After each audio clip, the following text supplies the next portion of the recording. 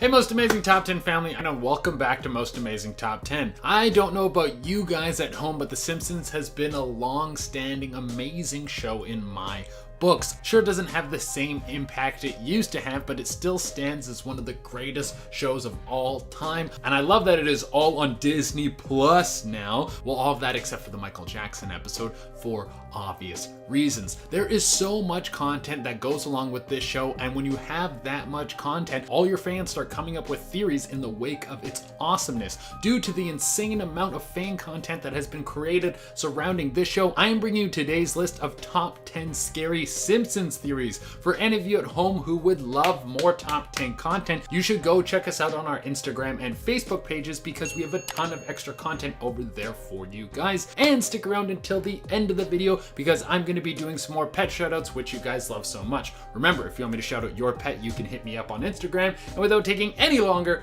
let's get into this list. At number 10, we have the show can predict the future. I'm going to start off with the most popular Simpsons theories. I figure we all already talk about this one, so it would be a great place to start. Through the long-running series of The Simpsons, there has been some episodes that have actually called out what's going to happen in real life before it has actually happened. I did a detailed explanation on this on our other channel, Life's Biggest Questions, in the video How Did The Simpsons Predict the Future? Now, no matter what you think about this theory, you have to admit that some of these things are very interesting, like the ending of Game of Thrones. They predicted that, as well as Donald Trump becoming president, and even the coronavirus. I wonder if they have a vault of unused Simpsons episodes that have predicted other outcomes into the future. These guys are like precogs in Minority Report. At number 9, we have Marge shot Mr. Burns. One of the best episodes in Simpsons history is the one that presents the mystery of who shot Mr. Burns. There was so much goodness in that episode, they had to pack it into a two-parter. Now, when everything is said and done, every stone has been turned over, and there's no more suspects, it seems that the little baby Maggie was the one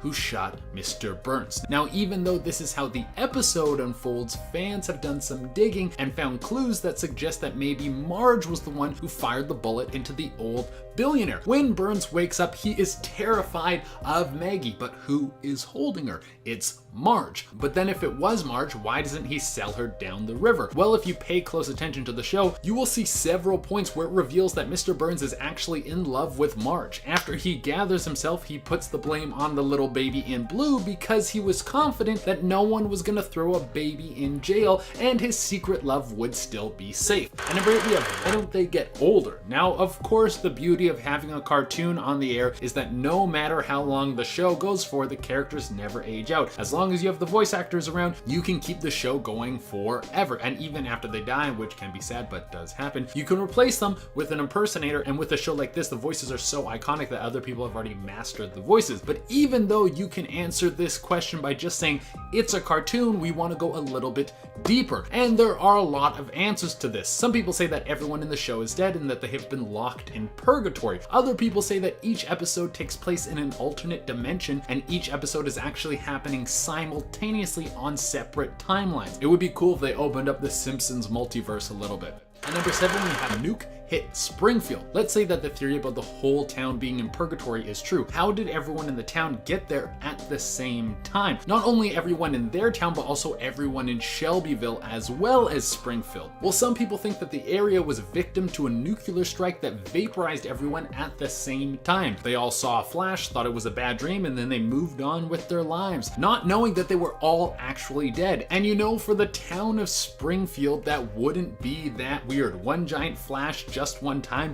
Crazy things go on there all the time. At number 6, we have Everyone is a Genius. We all see The Simpsons as a classic middle-class family, filling all the roles that we are comfortable with. But what if they are actually the smartest family in the world? We already know that Lisa is so smart, it literally alienates her from the rest of the world, and she shows off her brilliance on several occasions. Every time Marge takes a break from raising a family, she excels at whatever she does. Even though Bart struggles in the confines of school, outside of that, he is extremely extremely resourceful and has been shown to be an almost genius level criminal. Maggie is probably the smartest baby ever, and there's even an episode where a crayon is removed from Homer's brain and it reveals that he is one of the smartest people in all of Springfield. At number 5, we have The Simpsons are actually super rich. Now the show is a cartoon that has been on almost longer than any other show. I know we're not counting like soap operas and stuff. I mean, it's very hard to dunk on days of your lives, but when a show has been on for that long, you gotta find crazier and crazier plots to keep the show interesting. But if the show was rooted in reality, how do the Simpsons buy everything and do everything and travel as much as they do? Well, I don't know if you guys remember the Simpsons character who was basically a billionaire supervillain, Hank Scorpio, but he ended up giving Homer the Denver Broncos. Homer owns that team, so if that's true, that would be enough capital for them to do whatever they want, whenever they want. They would literally be billionaires.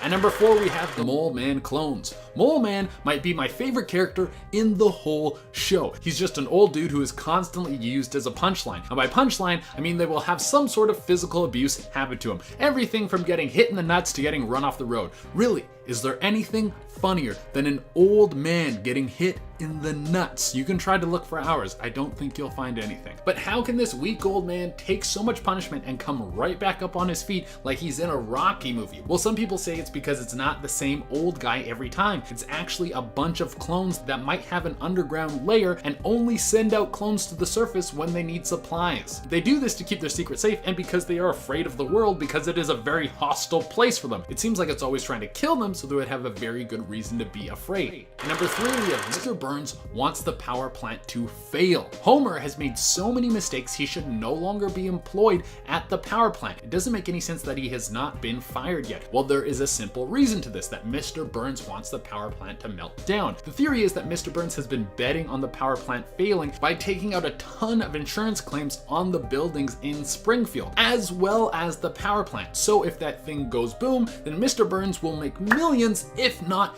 billions of dollars. At number 2, we have Flanders burn down the Simpsons' home. In the episode Homer the Heretic, Homer has a change of faith. He no longer wants to go to church, which leads him to staying home on Sunday to smoke fat stogies and get wasted to the point where he passes out. Well, something that you should all know is don't fall asleep with a lit cigarette or cigar because you can burn your house down. The Simpsons' home goes up in flames. And who is there to save Homer when he's asleep while the house is burning? Well, it's the most heroic churchgoer of all time, Ned. But wait a minute, Ned is probably the most religious man in all of Springfield. Why was he not at church? He was also the one who was pushing Homer to go back to church. It could have been Ned who lit the house on fire and then saved Homer so he could both look like a hero and convince the town, if you're not gonna go to church, it will unleash the wrath of God. This way he could live in a town that is controlled by the church.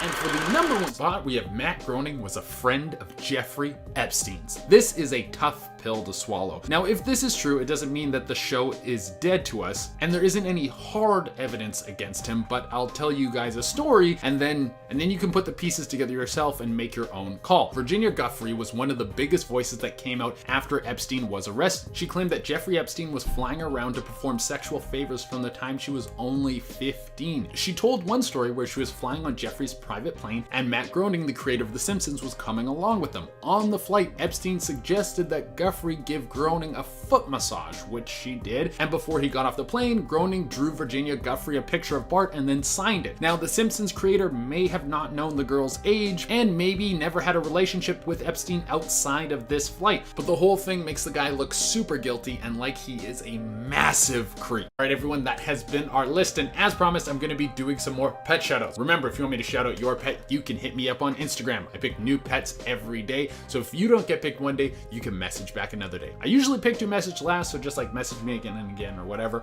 If it takes me a little while to get back to you, I am very sorry. I have a lot of these to do, and without taking any longer, let's shout out some pets. First, we have Kitty, who is a beautiful black cat. After that, we have this beautiful little shaggy dog who is hanging out all on his own. I think he has some money there too. God, this dog is so cute. And then we have Bella, who's looking so cute with her little hat on. It's her birthday in this picture. What a sweetheart. Everyone wish her a happy birthday. Then we have a trio of chihuahuas with some boozy names. First, we got Tequila, then Margarita, then Vodka. We have Monty, who is the best little floofer of all time. Look at a little floofy. You just want to hold him like this this and just go like, and just kiss him on his little nose. All right, everyone, that has been our list. Thank you all so much for tuning in. As always, I would love it if you could like, comment, subscribe, and hit the little notification bell. Until next time, and keep digging through The Simpsons for more theories. Maybe make another video. All right, bye.